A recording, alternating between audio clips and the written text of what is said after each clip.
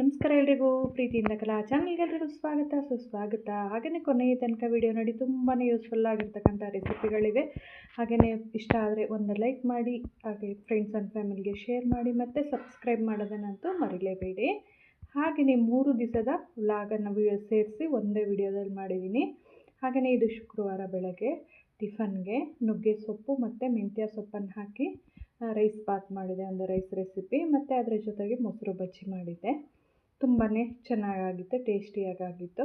ಹಾಗೆಯೇ ಮಕ್ಕಳಿಗೆ ಮೊಸರು ಬಜ್ಜಿ ಕಂಪಲ್ಸರಿ ಬಾತ್ಗಳೇನಾರು ಮಾಡಿದಾಗ ಬೇಕಾಗತ್ತೆ. ಹಾಗಾಗಿ ಮೊಸರು ಬಜ್ಜಿ ಅದನ್ನು ತಿಂದ್ಕೊಂಡು ಆಯಿತು. ಮತ್ತು ಸಂಜೆ ಅಂದರೆ ಶುಕ್ರವಾರ ಸಂಜೆ ಸ್ವಲ್ಪ ಏಕೋ ಬೇಜಾರಾಗ್ತಾಯಿತ್ತು. ನಾನು ನಮ್ಮ ಮನೆಯವರು ಸ್ವಲ್ಪ ಆಚೆ ಹೋಗೋಣ ಅಂತಂದೇಳಿ ಹೊರಟ್ವಿ. ಆಚೆ ಅಂತಂದರೆ ನಾವೇನು ಬೇರೆ ಹೊರಗಡೆ ಎಲ್ಲೂ ಹೋಗಲ್ಲ, ಅಲ್ಲೇ ಸುಮ್ಮನೆ ಒಂದು ಸುತ್ತಾಡ್ಕೊಂಬರೋಣ ಅಂತ ಹೋಗಿ ಇದು ಸ್ಟ್ರೀಟ್ ಫುಡ್ಡಿಗೆ ಬಂದ್ವಿ. ಅದೇ ಶಿವಕುಮಾರ ಸ್ವಾಮಿ ಸರ್ಕಲ್ ಹತ್ರ ಇರೋ ಸ್ಟ್ರೀಟ್ ಫುಡ್ಗೆ. ಅಲ್ಲಿ ನನಗಿನ್ನೇನು ಇಷ್ಟ ಆಗಲ್ಲ, ಇದು ಬೆಳ್ಳುಳ್ಳಿ ಅವಲಕ್ಕಿ ಅಂತಾರಲ್ಲ, ಇದು ತುಂಬಾ ಇಷ್ಟ ಆಗುತ್ತೆ. ನಾವು ತೊಗೊಂಡ್ರೆ ಅಲ್ಲಿ ಹೋದ್ರೆ ಇನ್ನೇನಿಲ್ಲ, ಬೆಳ್ಳುಳ್ಳಿ ಮಿಕ್ಸ್ಚರ್ ಒಂದು ಇಬ್ಬರಿಂದ ಒಂದು ತೊಗೋತೀವಿ, ಮತ್ತು ಒಂದು ಗಸಗಸೆ ಹಾಲು ಕುಡ್ಕೊಂಬಿಟ್ಟು ಬರ್ತೀವಿ ಅಷ್ಟೇ. ಇವತ್ತು ಸಹ ಅದನ್ನೇ ಮಾಡಿಕೊಂಡು ಟೀ ಕಾಫಿ ಬದಲು ಗಸಗಸೆ ಹಾಲು ಕುಡ್ಕೊಂಡು ಬಂದ್ವಿ. ಇದು ಬಂದ್ಬಿಟ್ಟು ನೆಕ್ಸ್ಟ್ ಡೇ ಶನಿವಾರ ಬೆಳಗ್ಗೆ ಒಂದು ತಡ್ಕ ಅಂತನಾದರೂ ಹೇಳ್ಬೋದು, ಅಥವಾ ದಾಲ್ ಫ್ರೈ ಅಂತನಾದರೂ ಹೇಳ್ಬೋದು. ತುಂಬಾ ರುಚಿಯಾಗಿರುತ್ತೆ. ಈಗ ನಾನು ಬಂದ್ಬಿಟ್ಟು ಹೆಸರು ಬೇಳೆ, ಮಸೂರು ದಾಲು, ತೊಗರಿಬೇಳೆ 3 ಹಾಕಿ ತೊಳೆದು ಚೆನ್ನಾಗಿ ಬೇಯಿಸ್ಕೊಂಡಿದ್ದೀನಿ. ಈಗ ಬಂದುಬಿಟ್ಟು ಸ್ವಲ್ಪ ಎಣ್ಣೆ ತುಪ್ಪ ಹಾಕಿ ಅದಕ್ಕೆ ಸಾಸಿವೆ ಮತ್ತು ಸ್ವಲ್ಪ ಜೀರಿಗೆನ ಹಾಕಿಬಿಟ್ಟು ಅದು ಚಟಪಟ ಅಂತ ಸಿಡಿಯೋವರೆಗೂ ಸಿಡಿಸ್ಕೊಂಡು ಸ್ವಲ್ಪ ಕರಿಬೇವಿನ ಸೊಪ್ಪನ್ನು ಹಾಕ್ಕೊಳ್ಳಿ. ಈ ಥರ ಮಡಿಕೆ ಇದ್ದರೆ ತುಂಬ ಯೂಸ್ ಮಾಡಿಕೊಡ್ರಿ, ತುಂಬಾ ಟೇಸ್ಟೇ ಒಂಥರ ಡಿಫ್ರೆಂಟಾಗಿರುತ್ತೆ. ಹಾಗೆಯೇ ಈಗ ಅದಕ್ಕೆ 1-2 ಜಜ್ಜಿರ್ತಕ್ಕಂಥ ಬೆಳ್ಳುಳ್ಳಿನೂ ಹಾಕ್ಕೊಂಡು, ಈಗ ಬಂದುಬಿಟ್ಟು ಮೆಂತ್ಯ ಸೊಪ್ಪನ್ನು ಹಾಕ್ಕೊಂಡಿದ್ದೀನಿ. ಒಂದು ದೊಡ್ಡ ಕಟ್ಟಷ್ಟು ಮೆಂತ್ಯ ಸೊಪ್ಪನ್ನು ಚೆನ್ನಾಗಿ ತೊಳೆದು ಕಟ್ ಮಾಡಿ ಸಣ್ಣದಾಗಿ ಹಾಕ್ಕೊಂಡಿದ್ದೀನಿ. ಮತ್ತು ಅದಕ್ಕೆ ಹಸಿಮೆಣ್ಸಿನ್ಕಾಯಿ ಮತ್ತು ಸ್ವಲ್ಪ ಅರಿಶಿನ ಪುಡಿ ಹಾಕ್ಬಿಟ್ಟು ಚೆನ್ನಾಗಿ ಮಿಕ್ಸ್ ಮಾಡ್ಕೊತಾ ಇದ್ದೀನಿ. ಅದಕ್ಕೆ 1-2 ಮೀಡಿಯಮ್ ಸೈಜಷ್ಟು ಈರುಳ್ಳಿ ಸಣ್ಣದಾಗಿ ಹೆಚ್ಚಿಬಿಟ್ಟು ಅದನ್ನು ಹಾಕ್ಕೊಂಡು ಚೆನ್ನಾಗಿ ಫ್ರೈ ಮಾಡ್ಕೊತಾ ಇದ್ದೀನಿ. ಫಸ್ಟೇ ಮೆಂತ್ಯ ಸೊಪ್ಪು ಹಾಕೋದ್ರಿಂದ ತುಂಬಾ ಚೆನ್ನಾಗಿರುತ್ತೆ ಫ್ಲೇವರು. ಈಗ ಅದಕ್ಕೆ 1-2 ದೊಡ್ಡ ಟೊಮೊಟೊವನ್ನು ಸಹ ಸಣ್ಣದಾಗಿ ಹೆಚ್ಚಿಬಿಟ್ಟು ಹಾಕ್ಕೊಂಡಿದ್ದೀನಿ. ಅದು ಸಾಫ್ಟ್ ಆಗೋವರೆಗೂ ಚೆನ್ನಾಗಿ ಮಿಕ್ಸ್ ಮಾಡ್ಕೋಬೇಕು. ನೋಡಿ, ಚೆನ್ನಾಗಿ ಸಾಫ್ಟ್ ಆಗಿದೆ. ಈಗ ಅದಕ್ಕೆ ಸ್ವಲ್ಪ ಧನಿಯಾ ಪುಡಿ, ಒಂದು ಸ್ವಲ್ಪ ಜೀರಿಗೆ ಪುಡಿ, ಅಂದರೆ ಒಂದೊಂದು ಚಿಕ್ಕ ಸ್ಪೂನ್, ಅದು ಒಂದು ಸ್ವಲ್ಪ ಖಾರದ ಪುಡಿ, ಯಾಕೆಂದರೆ ಹಸಿಮೆಣ್ಸಿನ್ಕಾಯಿನೂ ಹಾಕಿದ್ದೀವಿ, ಅದರಿಂದ ಸ್ವಲ್ಪ ಹುಣಸೆ ಹುಳಿನೂ ಹಾಕೋದ್ರಿಂದ ತುಂಬಾ ಟೇಸ್ಟ್ ಬರುತ್ತೆ ಟೊಮೊಟೊ ಜೊತೆಗೆ. ಮತ್ತು ಖಾರಕ್ಕೆ ಹಸಿಮೆಣ್ಸಿನ್ಕಾಯಿ ಜೊತೆ ಸ್ವಲ್ಪ ಖಾರದ ಪುಡಿನೂ ಹಾಕೋದ್ರಿಂದ ತುಂಬಾ ಚೆನ್ನಾಗಿರುತ್ತೆ ಟೇಸ್ಟು. ಹಾಗೆಯೇ ನೋಡಿ, ಬೇಯಿಸಿರ್ತಕ್ಕಂಥ 3 ಥರದ ಬೇಳೆನೂ ಸಹ ಇದರೊಟ್ಟಿಗೆ ಸೇರಿಸ್ಕೊಂಡು ಒಗ್ಗರಣೆ ಜೊತೆಗೆ ಚೆನ್ನಾಗಿ ಮಿಕ್ಸ್ ಮಾಡಿ, ರುಚಿಗೆ ತಕ್ಕಷ್ಟು ಉಪ್ಪನ್ನು ಹಾಕಿ ಚೆನ್ನಾಗಿ ಮಿಕ್ಸ್ ಮಾಡಿ ಒಂದು ಕುದಿಸ್ಕೋಬೇಕು. ಆದಷ್ಟು ಬೇಳೆನ ಓಪನ್ನಾಗಿ ಬೇಯಿಸ್ಕೊಂಡು ನೋಡಿ, ಕುಕ್ಕರಲ್ಲಿ ಬೇಯಿಸ್ಕೊಂಡು ನೋಡಿ, ತುಂಬಾ ಟೇಸ್ಟ್ ಡಿಫ್ರೆನ್ಸ್ ಇರುತ್ತೆ. ಕುಕ್ಕರಲ್ಲಿ ಬೇಯಿಸಿದ್ದಕ್ಕಿನ್ನೂ ತುಂಬಾ ಟೇಸ್ಟಿಯಾಗಿ ಓಪನ್ನಾಗಿ ಬೇಯಿಸಿರ್ತಕ್ಕಂಥ ಬೇಳೆಯಲ್ಲಿರುತ್ತೆ. ಒಂದ್ಸರಿ 2 ಟೇಸ್ಟ್ ಮಾಡಿ ನೋಡಿ, ನಿಮಗೆ ಗೊತ್ತಾಗುತ್ತೆ ಡಿಫ್ರೆನ್ಸು. ಈಗ ನೋಡಿರಿ, ಈ ಥರ ಒಂದು ಕುದ್ದಾದ ನಂತರ ಕೊತ್ತಂಬರಿ ಸೊಪ್ಪನ್ನು ಹಾಕಿದ್ರೆ ಇದು ಚಪಾತಿ, ರೊಟ್ಟಿ, ಜೀರಾ ರೈಸು, ಗೀ ರೈಸು ಎಲ್ಲದಕ್ಕೂ ತುಂಬಾ ಚೆನ್ನಾಗಿರುತ್ತೆ. ಹಾಗೆಯೇ ಈಗ ಮಧ್ಯಾಹ್ನಕ್ಕೆ ಒಲೆಯಲ್ಲೇ ಮಾಡಿದ್ದು ಸಪ್ಪೆಸರು, ಅಂದರೆ ಮೊಳಕೆ ಹುರುಳಿಕಾಳು ಸಪ್ಪೆಸರು ಮಾಡಿಬಿಟ್ಟು ಮುದ್ದೆ ಅನ್ನ ಎಲ್ಲನೂ ಒಲೆ ಮೇಲೆ ಮಾಡಿಬಿಟ್ಟು ತಿನ್ನಬೇಕು ಅಂತ ಆಸೆ ಆಯಿತು. ಹಾಗಾಗಿ ಇದು ಸಪ್ಪೆಸರು ರೆಸಿಪಿನ ಸಾಕಷ್ಟು ಶೇರ್ ಮಾಡಿದ್ದೀನಿ, ಹಾಗಾಗಿ ಅದನ್ನೇನು ಡೀಟೇಲಾಗಿ ಶೇರ್ ಮಾಡಲಿಲ್ಲ. ಮಧ್ಯಾಹ್ನಕ್ಕೆ ಸಪ್ಪೆಸರು, ಮೊಳಕೆ ಹುರುಳಿಕಾಳು ಸಪ್ಪೆಸರು, ಮುದ್ದೆ ಅನ್ನ ಎಲ್ಲನೂ ಒಲೆ ಮೇಲೆ ಮಾಡಿ ತಿಂದಿದ್ದಾಯಿತು. ತುಂಬಾ ಚೆನ್ನಾಗಾಗಿತ್ತು. ಮತ್ತು ಇದು ಶನಿವಾರ ಸಂಜೆ ಬಂದುಬಿಟ್ಟು ನಾಟಿ ಕೋಳಿ ಸಾಂಬಾರು ಮಾಡೋಣ, ಅಂದರೆ ಹಳ್ಳಿ ಸ್ಟೈಲಲ್ಲಿ ನಮ್ಮ ಅಜ್ಜಿ ಮಾಡ್ತಿದ್ದ ಸ್ಟೈಲಲ್ಲಿ ಮಾಡೋಣ ಅಂತ ಹೇಳ್ಬಿಟ್ಟು ಒಲೆ ಮೇಲೇ ಮಾಡ್ತಾಯಿದ್ದೀನಿ. ನೋಡಿರಿ, ಇಷ್ಟೆಲ್ಲ ತೊಗೊಂಡಿದ್ದೀನಿ. ಒಗ್ಗರಣೆಗೆ ತುಪ್ಪ, ಒಲೆ ಮಧ್ಯಾಹ್ನ ಹಚ್ಚಿದ್ನಲ್ಲ ಅದೇ ಇತ್ತಲ್ವ, ಹಾಗೆ ಅದಕ್ಕೇ ಸ್ವಲ್ಪ ಚೆನ್ನಾಗಿ ಒಲೆ ಅಂಟಿಸ್ಬಿಟ್ಟು, ಈಗ ನಮ್ಮ ಅಜ್ಜಿದೇ ಪಾತ್ರೆ, ಕಂಚಿನ ಪಾತ್ರೆ ಇಟ್ಬಿಟ್ಟು ಅದಕ್ಕೆ ಒಂದು 2-3 ಸ್ಪೂನಷ್ಟು ತುಪ್ಪನ ಹಾಕಿ, ಅದಕ್ಕೆ ಚಕ್ಕೆ, ಲವಂಗ, ಏಲಕ್ಕಿ, ಬೆಳ್ಳುಳ್ಳಿ, 1-2 ಮೆಣಸು ಎಲ್ಲನೂ ಹಾಕಿ ಒಗ್ಗರಣೆಗೆ ಚೆನ್ನಾಗಿ ಚಿಟಪಟ ಅಂತ ಸಿಡ್ದಾದ ನಂತರ ಈಗ ಅದಕ್ಕೆ ಈರುಳ್ಳಿನ ಹಾಕ್ಕೊಂಡಿದ್ದೀನಿ. 1-2 ದೊಡ್ಡ ಮೀಡಿಯಮ್ ಸೈಜು ಈರುಳ್ಳಿನ ಹಾಕ್ಕೊಂಡು ಅದನ್ನು ಚೆನ್ನಾಗಿ ಫ್ರೈ ಮಾಡ್ತಾಯಿದ್ದೀನಿ. ಹಾಗೆಯೇ ಅದು ಮತ್ತು 1-2 ಮೀಡಿಯಮ್ ಸೈಜ್ ಟೊಮೊಟೊನ ಸಣ್ಣದಾಗಿ ಹೆಚ್ಕೊಂಬಿಟ್ಟು ಅದನ್ನು ಹಾಕಿ ಚೆನ್ನಾಗಿ ಮೇ ಫ್ರೈ ಮಾಡ್ಕೊತಾ ಇದ್ದೀನಿ. ಈರುಳ್ಳಿ ಮತ್ತು ಟೊಮೊಟೊ ಎರಡೂ ಸಾಫ್ಟ್ ಆಗೋವರೆಗೂ ಚೆನ್ನಾಗಿ ಮಿಕ್ಸ್ ಮಾಡ್ಕೊತಾ ಇದ್ದೀನಿ.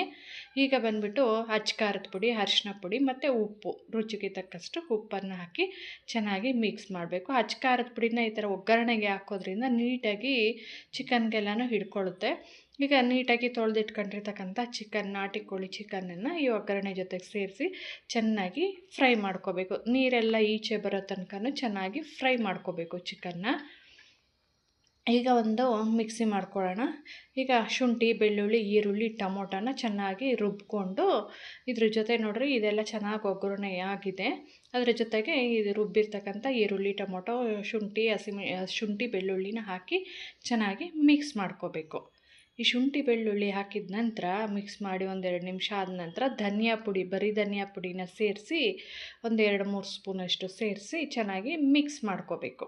ನೋಡಿ ಈ ಥರ ಮಿಕ್ಸ್ ಮಾಡಿ ಈಗ ಮಿಕ್ಸಿ ಜಾರ್ ತೊಳೆದಿರ್ತಕ್ಕಂಥ ನೀರನ್ನು ಸಹ ಅದ್ರ ಜೊತೆಗೆ ಸೇರಿಸ್ಬಿಟ್ಟು ನಮಗೆ ಎಷ್ಟು ಬೇಕೋ ಅಂದರೆ ಈ ನಾಟಿ ಕೋಳಿ ಎಲ್ಲ ಓಪನ್ನಾಗಿ ಬೇಯಬೇಕು ಅಂದರೆ ತುಂಬಾ ನೀರು ಬೇಕಾಗುತ್ತೆ. ಹಂಗಾಗಿ ಹಾಕ್ಬಿಟ್ಟು ಕೂಸೋದಕ್ಕೆ ಬಿಡಬೇಕು. ಈಗ ಬಂದುಬಿಟ್ಟು ಚಕ್ಕೆ, ಲವಂಗ, ಗಸಗಸೆ ಮತ್ತು 1-2 ಗೋಡಂಬಿ, ಮೆಣಸು, ಏಲಕ್ಕಿ ಎಲ್ಲ ಹಾಕಿ ತೆಂಗಿನಕಾಯಿ ಹಾಕಿ ಚೆನ್ನಾಗಿ ರುಬ್ಕೊಂಡ್ಬಿಡ್ಬೇಕು. ಇದು ಇನ್ನೇನು ಒಂದು 80% ಬೆಂದಿದೆ ಅನ್ನೋ ಟೈಮಲ್ಲಿ ಈ ಮಸಾಲೆ ತೆಂಗಿನಕಾಯಿ ಎಲ್ಲನೂ ಹಾಕಬೇಕು. ಆವಾಗಲ್ಲ ಎಂಡಲ್ಲಿ ಹಾಕೋದ್ರಿಂದ ಸ್ವಲ್ಪ ಚೆನ್ನಾಗಿರುತ್ತೆ, ಟೇಸ್ಟೂ ಚೆನ್ನಾಗಿರುತ್ತೆ. ಒಂಥರ ಏಕೆಂದರೆ ಟ್ರೆಡಿಷನಲ್ಲಾಗಿ ಮಾಡೋದಂದರೆ ನಮ್ಮ ಅಜ್ಜಿ ನಮ್ಮಮ್ಮ ಮಾಡ್ತಿದ್ದು ಹಿಂಗೇ, ಕಾಯಿ ಮಸಾಲೆ ಎಲ್ಲನೂ ಎಂಡಲ್ಲಿ ಹಾಕೋರು. ನಾವು ಈ ಕುಕ್ಕರಲ್ಲಿ ಮಾಡೋದ್ರಿಂದ ಏನು ಮಾಡ್ತೀವಿ, ಎಲ್ಲ ಮಿಕ್ಸ್ ಮಾಡಿ ಒಟ್ಟಿಗೆ ಸೇರಿಸಿ ಇಟ್ಬಿಡ್ತೀವಿ. ಹಾಗಾಗಿ ಈ ಒಲೆ ಮೇಲೆ ಓಪನ್ನಾಗಿ ಮಾಡೋದ್ರಿಂದ ಇದೇ ಪ್ರೊಸೀಜರಲ್ಲೇ ನಮ್ಮಮ್ಮ ನಮ್ಮ ಅಜ್ಜಿನೂ ಮಾಡ್ತಿದ್ದಿದ್ದು. ನೋಡಿ ಆಗೋಯಿತು, ಇನ್ನು 20% ಇತ್ತು. ಮಸಾಲೆ ಹಾಕಿದ ನಂತರ ತೆಂಗಿನಕಾಯಿ ಮಸಾಲೆ ಹಾಕಿ ಅದನ್ನು ಬೇಯಿಸ್ಕೊಂಡು ತುಂಬಾ ಚೆನ್ನಾಗಾಗಿತ್ತು. ಟೇಸ್ಟ್ ಮಾತ್ರ ಸೂಪರಾಗಿತ್ತು. ಅನ್ನ, ಬಿಸಿ ಬಿಸಿ ಅನ್ನ ಅಂದರೆ ರಾತ್ರಿ ಮುದ್ದೆ ನಾವು ಅಷ್ಟೊಂದು ಊಟ ಮಾಡಲ್ಲ, ಮುದ್ದೆ ಚಪಾತಿ ಎಲ್ಲ ರಾತ್ರಿ ಹೊತ್ತು. ಹಾಗಾಗಿ ಸ್ವಲ್ಪ ಅನ್ನದ ಜೊತೆಗೆ ಬಿಸಿ ಬಿಸಿ ಅನ್ನದ ಜೊತೆಗೆ ಚಿಕನ್ ಸಾರು ತಿಂದಿದ್ದಾಯಿತು. ನೆಕ್ಸ್ಟ್ ಡೇ ಅಂದರೆ ಭಾನುವಾರ ಬೆಳಗ್ಗೆ ದೋಸೆ, ಅಂದರೆ ಅದೇ ಒಲೆ ಅಂಟಿಸಿದ್ದಿತ್ತಲ್ವ, ಅದೇ ಒಲೆಯಲ್ಲೇ ದೋಸೆನೂ ಇನ್ನೇನು ಕೂತ್ಕೊಂಡು ಮಾಡ್ಕೊಂಬಿಡೋಣ ಅಂತ ದೋಸೆ ಮಾಡಿಕೊಂಡೆ. ಇಲ್ಲಿ ಪಾರ್ಕಲ್ಲಿ ಚೀಟಿ ಇತ್ತು, ಹಾಗಾಗಿ ಪಾರ್ಕಿಗೆ ಹೋಗ್ತಾ ಇದ್ದೀನಿ. ನಂದೇ ಇವತ್ತು ಚೀಟಿ ಬಂದಿತ್ತು, ಹಾಗಾಗಿ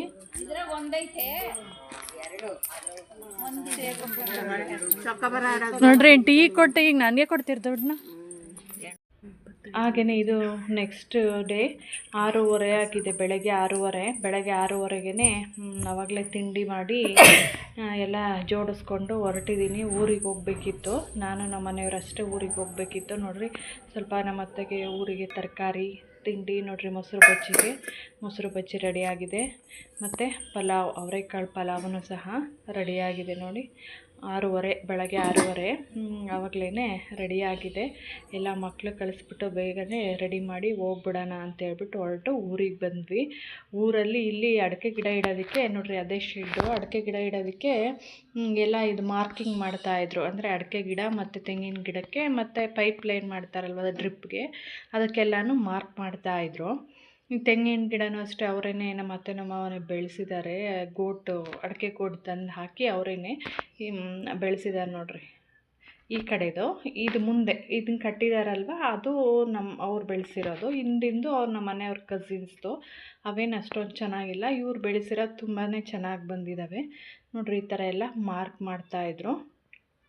ಇದೆಲ್ಲ ಮುಗಿಸ್ಕೊಂಡು ಊರಿಗೆ ಬೆಳಗ್ಗೆ ಹೋಗಿ ಮಕ್ಕಳು ಬರೋ ಅಷ್ಟೊತ್ತಿಗೆ ಸಂಜೆ ಬಂದುಬಿಡಬೇಕು ಅಂತ ಹೇಳ್ಬಿಟ್ಟು ಎಲ್ಲ ಮುಗಿಸ್ಕೊಂಡು ಮಧ್ಯಾಹ್ನನೂ ಅಷ್ಟೇ ಅದು ಅಡುಗೆ ಮಸೊಪ್ಪು ಮುದ್ದೆ ಅದೆಲ್ಲ ಅಲ್ಲೇ ಊರಲ್ಲಿ ಮಾಡಿದ್ದೆ. ಅದು ಏನು ವಿಡಿಯೋ ಮಾಡ್ಕೊಳಕ್ಕೆ ಹೋಗಲಿಲ್ಲ.